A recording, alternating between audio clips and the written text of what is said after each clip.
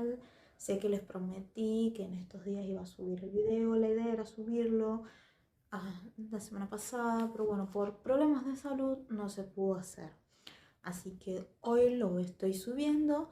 Recuerden que voy a estar leyendo la parte 3, 4 y 5 del libro El faro del fin del mundo, la primera parte. Recuerden que este libro consta de 2 partes.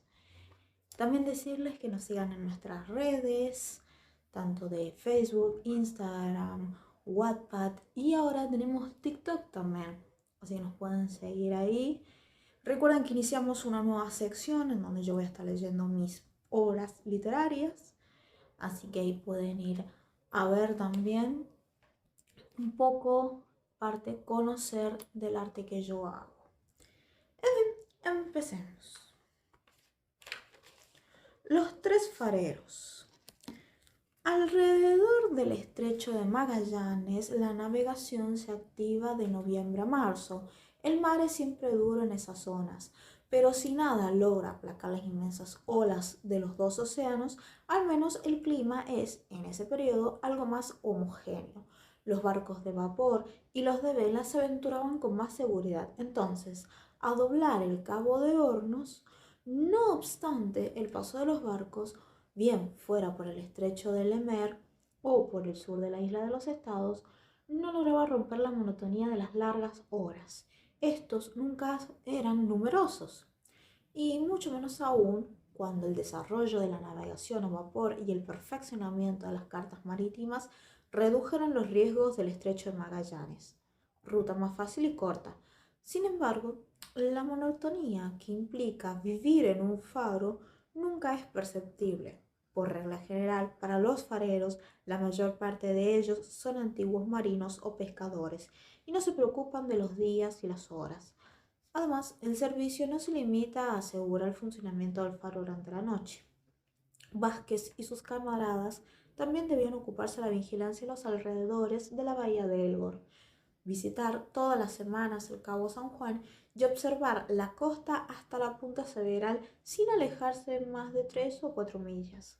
Debían tener el día el libro del faro, en el que debían registrar cualquier tipo de incidente, el paso de barcos de vela y de vapor, su nacionalidad, nombre y, si era posible, la altura de las mareas, la dirección del viento, la duración de las lluvias, la frecuencia de las tormentas, las altas y bajas del barómetro, el estado de la temperatura y otros fenómenos que permitieran establecer la carta meteorológica de estos parajes. Vázquez, argentino como sus compañeros Felipe y Morís, debían llenar en la isla de los Estados las funciones de farero jefe. Tenía entonces 47 años y era un hombre vigoroso, de salud resistente, resuelto y enérgico.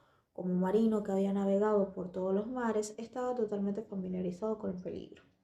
Más de una vez se había encontrado a 2 dedos de la muerte, de la que siempre se había salvado gracias a su serenidad y arrojo. Lo habían elegido jefe, no solo porque fuera el de mayor edad, sino por su carácter templado que inspiraba una confianza absoluta. Había dejado el servicio en la Marina de Guerra Argentina, llevándose la estimación de todos sus jefes y compañeros. Por lo tanto, la autoridad marítima no tuvo ningún inconveniente en confiarle la plaza en las Islas de los Estados cuando él la solicitó. Felipe y Maurice tenían 40 y 37 años, respectivamente. Vázquez los conocía desde hacía tiempo y los eligió para que las autoridades les otorgaran el puesto. El primero era soltero como él. Únicamente Maurice era casado, sin hijos, y su mujer servía en una casa de huéspedes del puerto de Buenos Aires. Pasados los 3 meses, Vázquez, Felipe y Maurice abordarían de nuevo el Santa Fe, que llevaría a la isla de los Estados otros 3 fareros a quienes sustituirían 3 meses más tarde. Sería pues en junio, julio y agosto cuando volverían a prestar el servicio del faro, es decir, a mediados de invierno. La segunda temporada en la isla sería bastante penosa, aunque esto les preocupaba poco. Suponían estar para ese entonces ya del todo aclimatados, pudiendo así desafiar impunemente los rigores del invierno antártico. Desde el primer día, el 10 de noviembre, se organizó un servicio regular. Cada noche, uno de los fareros se quedaba vigilando el funcionamiento de las lámparas de guardia en la cámara de cuarto, en tanto que los otros dormían en sus habitaciones. Durante el día, limpiaban los aparatos, les cambiaban las mechas y dejaban todo listo para arrancar ni bien oscureciera. Cada tanto, cumpliendo con las instrucciones que había recibido, Vázquez y sus camaradas inspeccionaban la bahía del Gol hasta el mar. El recorrido lo hacía tanto a pie como en una barca que se había dejado para ellos en una pequeña caleta, completamente abrigada de los inviernos del este, que eran más peligrosos. Durante estas excursiones, uno de los fareros quedaba siempre de guardia en la galería del faro. Era pertinente un control continuo del mar, y esto podía hacerse con efectividad solo de la parte superior del faro. Desde la playa, la mirada resultaba muy entorpecida a causa del obstáculo de los acantilados que ocultaban el mar en la dirección oeste y noroeste. Los primeros días de servicio fueron muy tranquilos, sin ningún inconveniente. El tiempo se mantenía bueno, la temperatura bastante elevada, el termómetro marcaba 10 grados centígrados, el viento era agradable, una leve brisa que soplaba del mar desde el amanecer al anochecer. Por la noche saltaba a otro cuadrante, soplando de las vastas llanuras de la Patagonia y de la Tierra del Fuego. Cayeron algunas lluvias y como el termómetro iba en ascenso, eran de esperar tormentas que podían modificar este apaciguado clima. El sol daba cada vez una mayor tibieza, lo que ya empezaba a sentirse y a hacer efecto sobre la menguada vegetación que poco a poco iba apareciendo. La nieve había desaparecido de la pradera que rodeaba el faro, revelando un manto verde pálido. El arroyo, ampliamente alimentado por el deshielo, corría desbordante hasta la bahía. Los musgos reaparecían al pie de los árboles y tapizaban los flancos de las rocas. No era la primavera. Esta hermosa palabra no tiene aquí aplicación, sino más bien un tipo de verano el que estaba avanzando y lo haría aún por algunas semanas más, por aquel extremo límite del continente americano. Al declinar el día antes que hubiese que encender el faro, Vázquez, Felipe y Morís charlaban, como acostumbraban hacerlo sentados en el balconcito que circulaba la linterna. Naturalmente, el farero jefe era quien dirigía la conversación. Y bien, dijo Vázquez, después de haber cargado su pipa, ejemplo que fue imitado por los otros dos, ¿qué les parece esta nueva vida? La verdad, contestó Felipe, es que en el poco tiempo que llevamos no podemos quejarnos de aburrimiento ni de fatiga. Es cierto, añadió Morís, nuestros 3 meses pasarán más pronto de lo que yo consideraba. Sí, verán que han de pasar tan rápido como una corbeta ligera. A propósito de barcos, observó Felipe, en todo el día no hemos divisado siquiera uno. Ya aparecerán, Felipe, ya aparecerán, repuso Vázquez, aplicando al ojo derecho su mano a modo de anteojo. No tendría el menor sentido haber construido en la isla de los estados este hermoso faro que manda sus destellos a 10 millas de distancia para que los navegantes no lo aprovecharan. Es muy reciente nuestro faro, dijo Morís. Así es preciso dar tiempo a que los capitanes se enteren que ahora está alumbrada esta costa. Cuando lo sepan, no tardarán en frecuentar estos parajes. Pero no basta con saber que hay un faro. Hay que garantizar también que siempre estará encendido desde el anochecer hasta la salida del sol. Esto no será bien conocido, dijo Felipe, hasta que el Santa Fe esté en Buenos Aires. Tienes razón, asintió Vázquez, y cuando se publique la memoria del comandante Lafayette, las autoridades difundirán velozmente la noticia en todo el mundo marítimo, aunque ya deben conocer la mayor parte de los navegantes. La travesía del Santa Fe, que zarpó hace 5 días, durará alrededor de una semana más, interrumpió Vázquez. El tiempo es muy favorable, el mar está en calma, el viento sopla de buen lado. Largando las velas y ayudando por la máquina, el aviso debe hacer de 9 a 10 nudos por hora. Ya deben haber pasado el estrecho Magallanes y doblado el Cabo de los Vírgenes. Seguramente, amigo, declaró Vázquez. En ese momento navega por las costas de la Patagonia y puede jugar una carrera con los caballeros patagones. Es totalmente comprensible que el recuerdo de Santa Fe no abandonara ni un solo minuto al amante de los fareros. Era de hecho un pedazo de tierra natal que acababa de dejarlos para reintegrarse a la patria y le seguían con el pensamiento hasta el fin del viaje. ¿Has hecho hoy buena pesca?, preguntó Vázquez a Felipe. Bastante buena. He pescado algunas docenas de pececillos con caña y con la mano un cangrejo, que pesará lo menos 1 kilo y que se escabullía entre las rocas.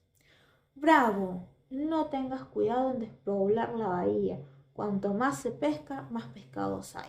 Así podremos economizar nuestras provisiones de carne en conserva, de la que no conviene abusar, pues, por muy buenas que sean, no se comparan al alimento fresco recién pescado y recién cocido. ¿Y si cazáramos algún animal en el interior de la isla? No seré yo el que diga que un lomo de venado sea de desdeñar. Y si la limpieza, y si la pieza se presenta, haremos lo posible por quedarnos con ella. De todos modos, no debemos alejarnos para ir a cazar. Es fundamental que nos atengamos estrictamente a las instrucciones y no nos separemos del faro más que para observar lo que pasa en la bahía del Gor o en alta mar entre el Cabo San Juan y la Punta Diegos. Sin embargo, objetó Maurice, que amaba la caza, si se presentara una buena pieza a tiro de fusil. Si es a tiro de fusil, a 2 y aún a 3, no digo nada. Pero ustedes saben que el venado es demasiado salvaje para acercarse tanto. Me sorprendería mucho ver un par de cuernos en nuestras proximidades. En efecto, desde que comenzaron los trabajos no había aparecido ningún animal en las cercanías de la bahía del Gor. Varias veces el segundo del Santa Fe había intentado cazar algo, pero todas sus tentativas resultaron vanas, a pesar de haberse internado 9 o 10 kilómetros. Desde luego, había caza mayor en la isla, pero no se presentaba al alcance de los fusiles. Durante la noche del 16 al 17 de diciembre, durante la guardia de Maurice, que iba de las 6 a las 10, se distinguió una luz en dirección este, a 5 o 6 millas de distancia. Era evidente un barco, el primero que se vislumbraba desde el establecimiento del faro. Maurice pensó, con razón, y que sus camaradas, que aún estaban despiertos, querrían ver esto y bajó a llamarlos. Vázquez y Felipe subieron enseguida con Maurice y con los largavistas se apostaron en la ventana del este. Es una luz blanca, informó Vázquez, y por ende, agregó Felipe, no es una luz de posición, ya que no es verde ni roja. La observación era correcta. No era una de las luces de posición colocadas según su color, la una a babor y la otra al estribor del barco. Y siendo blanca, prosiguió Vázquez, es indudable que está suspendida al estay de trinquete.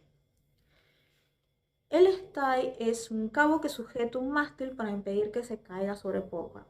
Y el trinquete, en los barcos que tienen más de un palo, se llama así al más próximo a la proa, lo que indicará un vapor a la vista.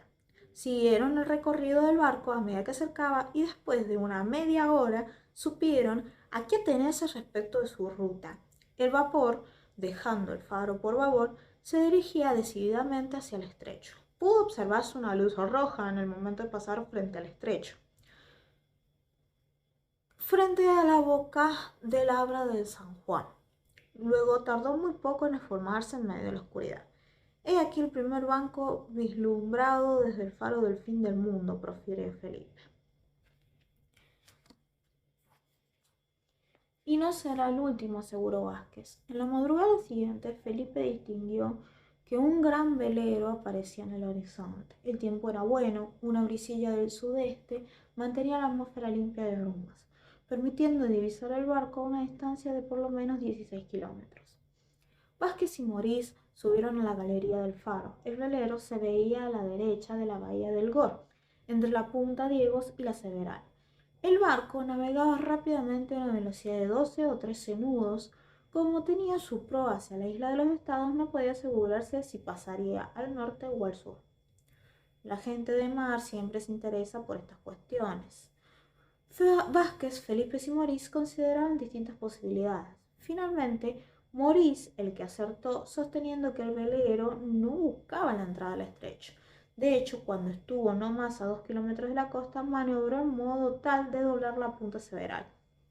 Era un gran buque de por lo menos 1800 toneladas, provisto de 3 palos, del tipo de barcos modernos fabricados en América por aquel tiempo con una increíble velocidad de marcha.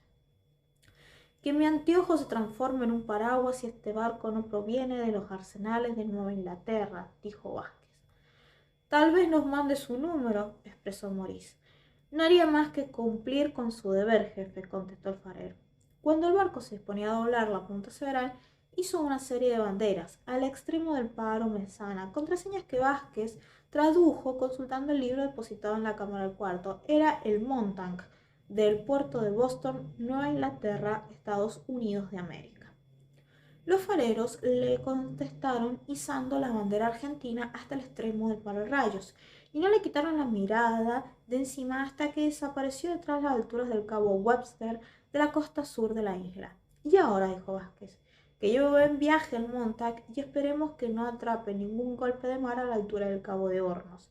En los días que prosiguieron no aparecieron nuevas visitas, apenas dos lejanas velas en el horizonte del este.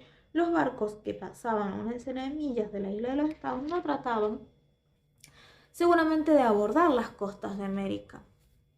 En opinión de Vázquez, debían ser balleneros que se dirigían a los sitios de pesca a los parajes antárticos. Hasta el 20 de diciembre no hubo que consignar más que observaciones meteorológicas. El tiempo estaba más inquieto, con bruscos cambios de viento. Cayeron fuertes chaparrones, acompañados a veces de granizo, lo que indicaba cierta tensión eléctrica en la atmósfera.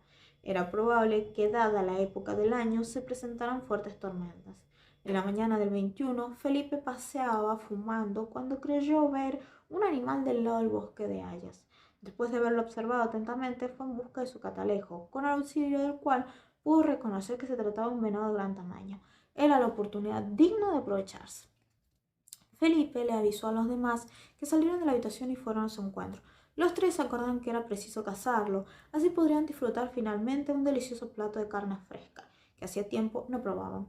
Maurice, armado de carabina, trataría de colocarse sigilosamente detrás del animal para dirigirlo hacia la bahía en la que estaba ubicado Felipe. Mucha cautela, dijo Vázquez. Esos animales tienen la vista y el oído muy finos. En cuanto vea a Maurice, tratará de escapar hacia adentro. Si es así, hay que dejarlo correr. ¿Por qué no debemos alejarnos de nuestra zona? ¿Entendido? Entendido, contestó Maurice. Vázquez y Felipe fueron a sus posiciones y miraron a través de larga vista. El venado no se había movido de su sitio. Su atención se trasladó luego a Maurice. Este se dirigía hacia el bosque. Desde allí intentaría, sin que el animal lo viera, alcanzar las rocas para atacarlo por la espalda, obligándole a huir hacia el lado del mar. Sus compañeros pudieron observarlo hasta el momento en el que desapareció entre las hayas. Pasó una media hora, el venado continuaba inmóvil y Maurice debía estar a no más de un tiro de fusil. Vázquez y Felipe esperaban la señal por parte de Maurice y que el animal cayese o, por el contrario, huyera a toda velocidad. Pero no hubo señal alguna. En cambio, de pronto, y sin motivo aparente, el animal, en vez de retirarse, se desmayó y cayó al suelo, como si no hubiera tenido fuerza para sostenerse. Casi en ese mismo instante, Maurice, que había conseguido por fin deslizarse entre las rocas, se lanzó súbitamente hacia el venado, que no se movió. Luego, volviéndose hacia el faro, llamó con gestos a sus compañeros para que se reunieran con él. Algo extraño ocurre. Vamos, Felipe, dijo Vázquez. Los dos corrieron hacia donde Maurice les esperaba. No tardaron 10 minutos en hacer ese trecho. ¿Y el venado? Interrogó Vázquez. Aquí está, contestó Maurice, mostrando a la bestia acostada a sus pies. ¿Está muerto? Preguntó Felipe. Muerto, repuso Maurice. ¿De vejez? Probablemente. No, a causa de una herida. ¿Herido? ¿Herido de qué? De una bala en un costado. ¿Una bala? Exclamó Vázquez. Nada más verdadero. Después de haber sido herido, se ha arrastrado hasta aquí, donde ha caído muerto. Entonces, ¿hay cazadores en la isla? Dijo Vázquez entre dientes mientras miraba azorado a su alrededor. 4. La banda de Congre. Si bien Vázquez, Felipe y Maurice se dirigían al extremo occidental de la isla de los Estados, hubieran podido ver cuántas diferencias había entre este litoral del que se extendía entre el Cabo San Juan y la Punta Several. Ahí no había más que rocas que se elevaban hasta 70 metros de altura, la mayor parte de ellas cortadas a pico y prolongándose bajo aguas profundas. incesantemente batidas por un violento oleaje, aun en tiempo de calma. Delante de estas áridas rocas, en cuyos intersticios anidaban millares de aves marítimas, se repetía un buen número de arrecifes que se prolongaban hasta 2 millas mar adentro. Entre ellas se situaban estrechos canales de pasos accesibles tan solo para barcas de muy poco calado. Ahí había grandes grutas profundas y secas, oscuras, de angostísima entrada, cuyo interior no afectaban ni el viento ni las olas a una de las épocas más temibles del año. Para alcanzar aquella parte de la meseta central de la isla, hubiera sido necesario superar pendientes de más de 900 metros de altura, y la distancia no bajaría de 25 kilómetros. Este lado de la isla era, en efecto, mucho más salvaje y desolado que el litoral opuesto en el que había de la bahía del Gor. En el oeste de la isla de los Estados el mar era muy violento, a pesar de que las alturas de Tierra del Fuego y el archipiélago magallánico representaban cierta protección contra los vientos del noreste. Estos se agitaban allí con el mismo furor que en el Cabo San Juan, la Punta Diegos y la Several. Esto hacía que un faro del lado del Pacífico fuera tan necesario como lo era el que recientemente se había establecido del lado del Atlántico para los barcos que buscasen el estrecho de Lemer. Después de doblar el Cabo de Hornos, tal vez el gobierno chileno pensase ya en seguir el ejemplo de la República Argentina. En todo caso, de haber comenzado al mismo tiempo los trabajos en los dos extremos de la isla de los Estados, se hubiera complicado la situación para una banda de rufianes refugiados en las cercanías del Cabo San Bartolomé. Algunos años antes, estos malhechores se habían instalado en la entrada de la bahía del Gor, descubriendo una profunda caverna oculta entre el acantilado. Esta caverna les brindaba un refugio seguro. Desde entonces, ningún barco que hiciese escala en la isla de los Estados podía considerarse libre de peligro. Estos hombres, una decena en total, obedecían a un individuo llamado Congre, a quien tenían por jefe, y a un tal Carcante que servía de segundo. Estos delincuentes provenían todos del sur. 5 de ellos habían llegado de la Argentina o Chile. Los otros, reclutados por Congre, no habían tenido que cruzar el estrecho de Lemer para completar la banda en aquella isla que ya conocían por haber pescado en sus aguas durante el estío. De Carcante poco se sabía. Era chileno, pero no se conocía en qué ciudad o aldea de la República había nacido y a qué familia pertenecía. Tenía entre 35 y 40 años, su estatura era mediana y era más bien delgado. Sin embargo, su cuerpo era puro nervios y músculos, vigoroso en extremo. Su carácter taimado y su alma perversa lo hacían inconmovible a la hora de cometer un crimen. Del jefe se sabía aún menos, jamás había dicho cuál era su nacionalidad. ¿Se llamaba realmente Congre? Le ignoramos. Se sabe solo que este nombre es muy común entre los indígenas del archipiélago magallánico y de Tierra del Fuego.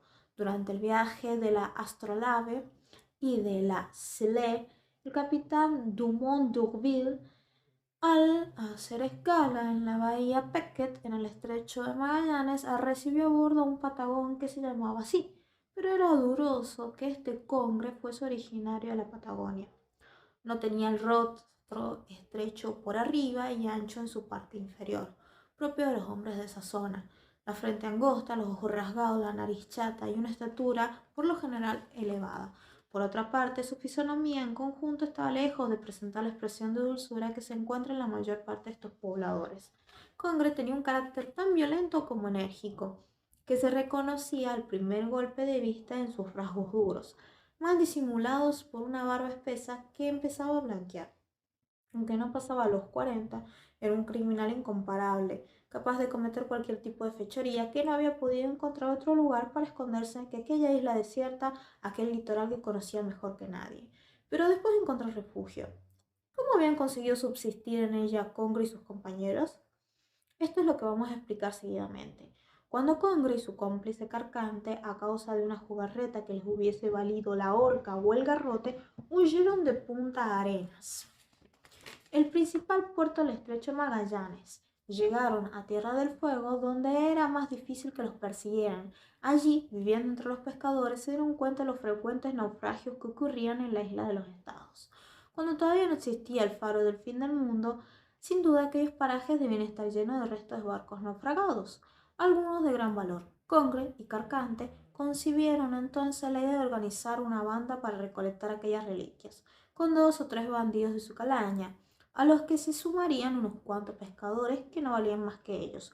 Una embarcación indígena los transportó a la orilla del estrecho de Lemer. Pero, aunque Congre y Carcante eran marinos y habían navegado bastante tiempo por los inciertos parajes del Pacífico, no pudieron evitar una catástrofe. Un golpe de mar los echó hacia hasta el este, y las olas destrozaron su embarcación contra las rocas del cabo Colnet, cuando se esforzaban por alcanzar las aguas tranquilas del puerto Parry. Entonces fueron a pie hasta la bahía del Gor y comprobaron que sus presagios no eran desacertados.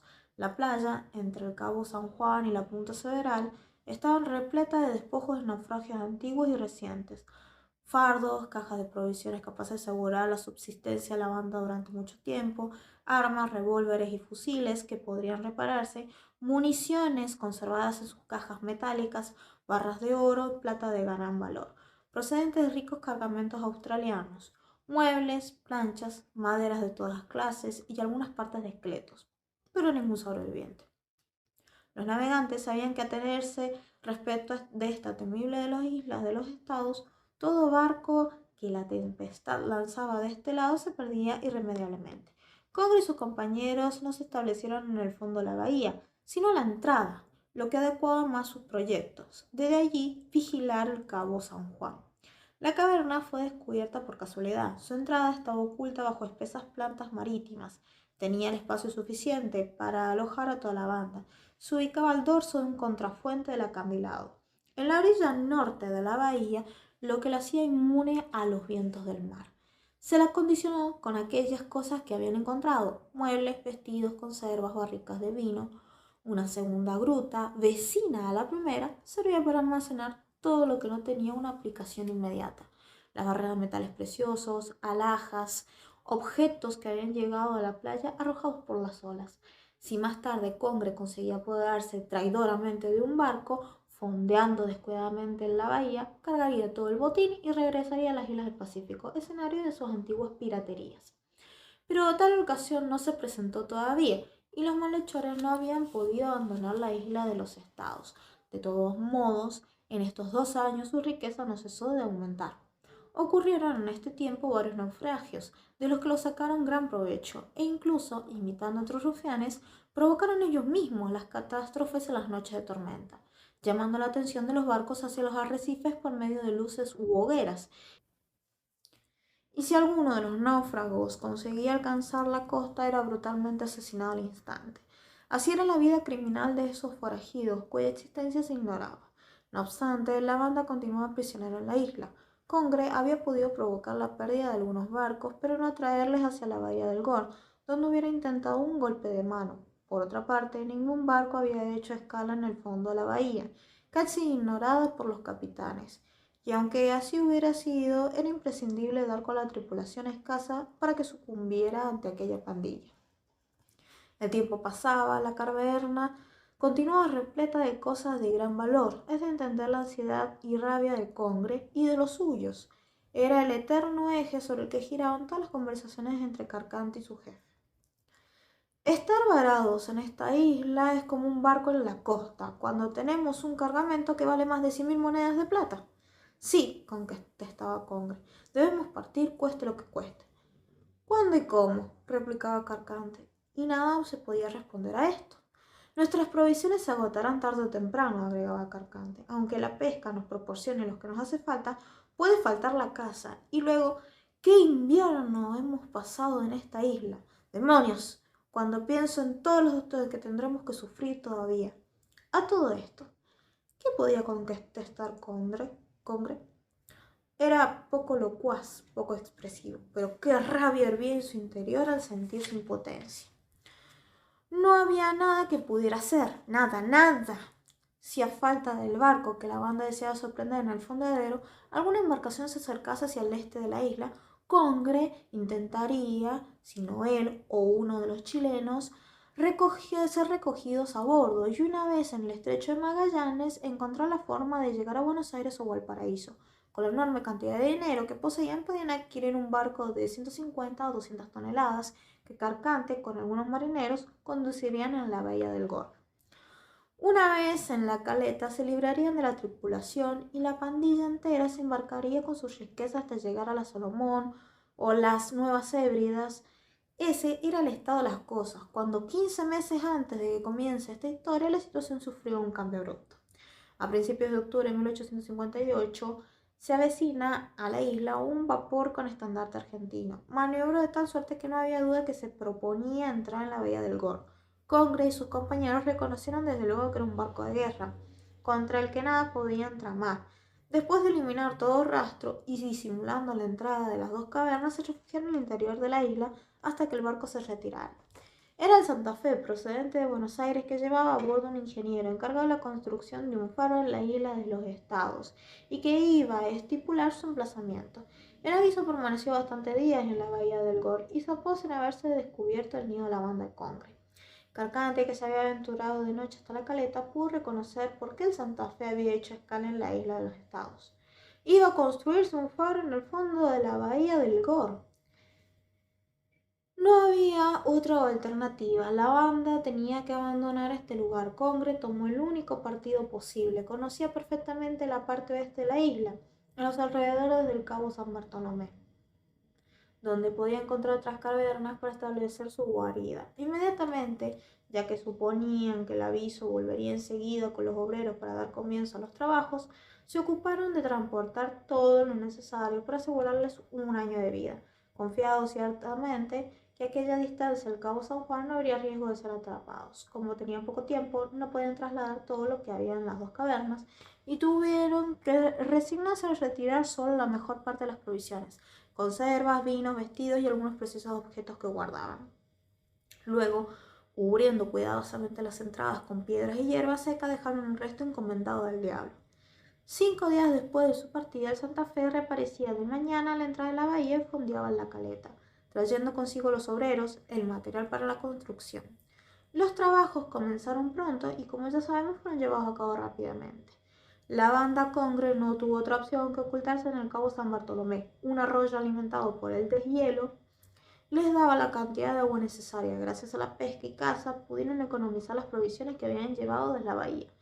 Pero cuánta impaciencia esperaban Congre, Carcante y sus compañeros que el faro fuese concluido y que el Santa Fe partiese para no volver hasta 3 meses después, cuando trajera el relevo.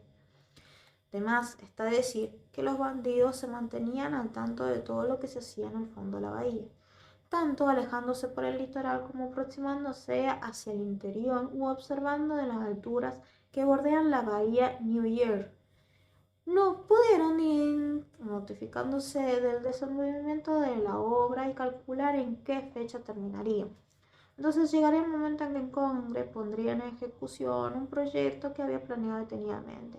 Y quién sabe si en el proyecto que había planeado había algún barco que no escalaría en la bahía del Gorro y podrían apoderarse de él, aniquilando a sus tripulantes.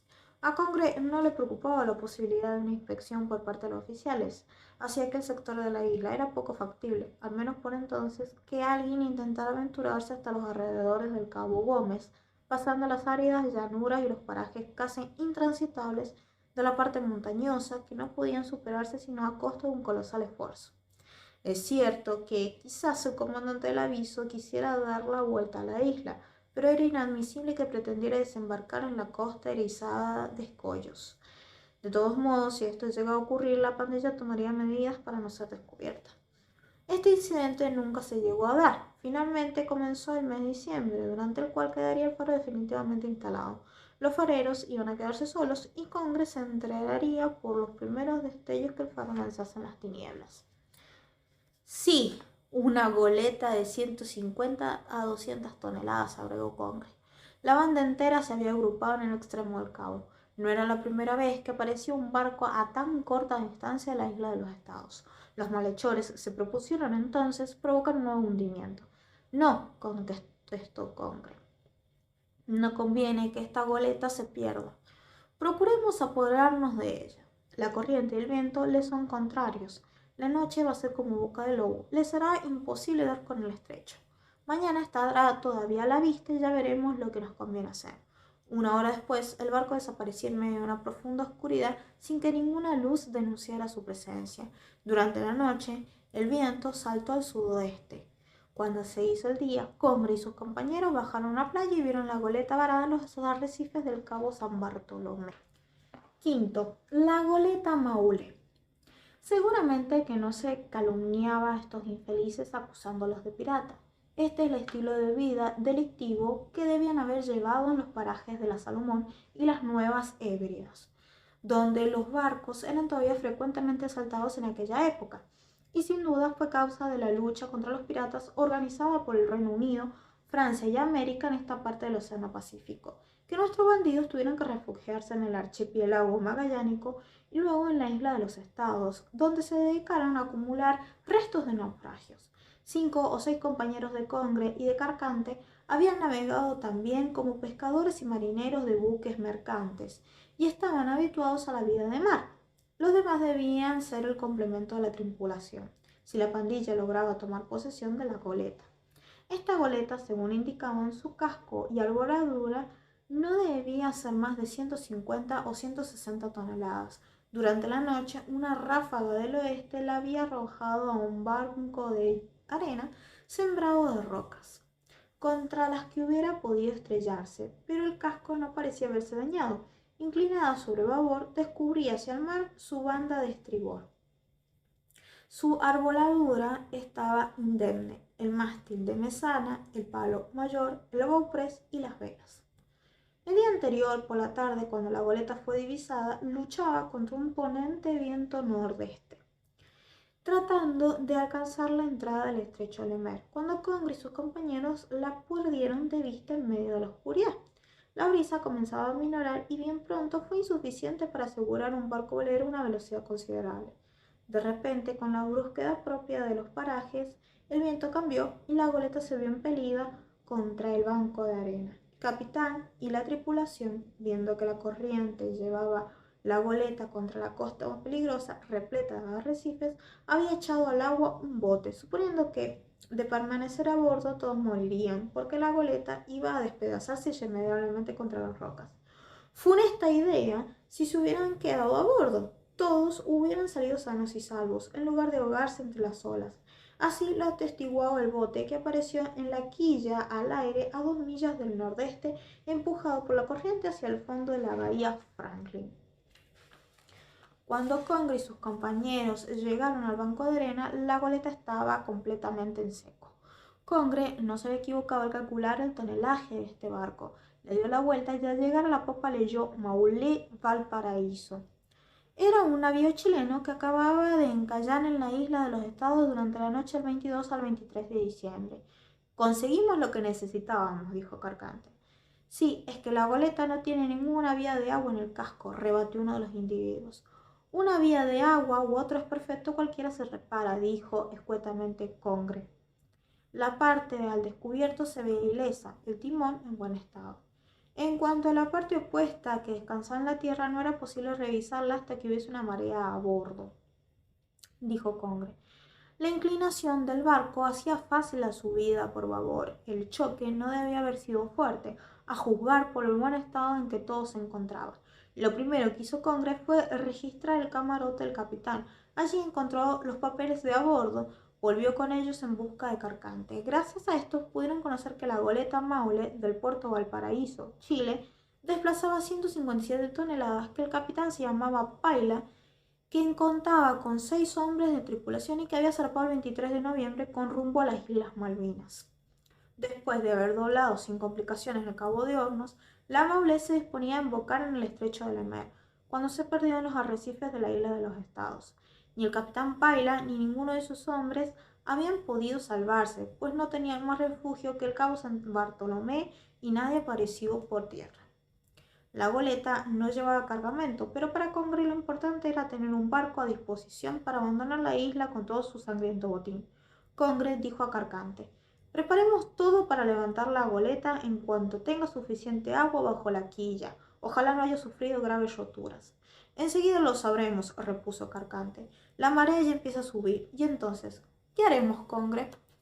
Conduciremos la goleta fuera de los arrecifes hacia el fondo de la caleta de los Penguins, delante de las cavernas. Y luego cargaremos todo lo que llevamos de la bahía del Gor. Se pusieron a trabajar inmediatamente. Si dejaban pasar la próxima marea, tendrían que poner a flote la goleta 12 horas más tarde. Era necesario que a toda costa estuviese fondeada en la caleta antes del mediodía. Allí estaría relativamente segura si el tiempo seguía calmo. En primer lugar, Congre, ayudado por sus hombres, colocó el ancla fuera del barco, dando toda la extensión de la cadena. Antes que la marea empezase a bajar, habría tiempo suficiente de llevarla a la caleta. Ya antes de mediodía habrían practicado un completo reconocimiento en la cala. Todas las disposiciones del jefe fueron ejecutadas prestamente. De este modo, cuando llegó la primera ola, nada más quedaba por hacer. El banco de arena iba a ser recubierto en breve. Congre, Carcante y media docena de compañeros subieron a bordo, mientras los otros se retiraban hacia el interior. Ahora solo había que esperar. La fortuna colaboraba con los propósitos de Congre. La visa ayudaría a poner a flote la Maule. Congre y los otros mantenían en la proa que debía flotar antes que la popa. Si la goleta llegaba a girar sobre su talón, como era de esperar, la operación se resolvería con facilidad. El mar avanzaba sobre la tierra poco a poco. Ciertos estremecimientos indicaban que el casco sentía la acción de la marea. Aunque Congre ya estaba seguro de poder desencallar la goleta y ponerla a salvo, en una de las caletas, la bahía Franklin, le preocupaba, sin embargo, que algún imprevisto surgiera. Estaría quebrantado el casco por la parte que descansaba sobre la arena y que no había sido posible examinar. Si se había producido alguna vía de agua por la que entrar el mar, no habría otra alternativa que abandonarla donde estaba, a merced de la primera tormenta. Con qué impaciencia Congre y sus compañeros seguían los procesos de la marea.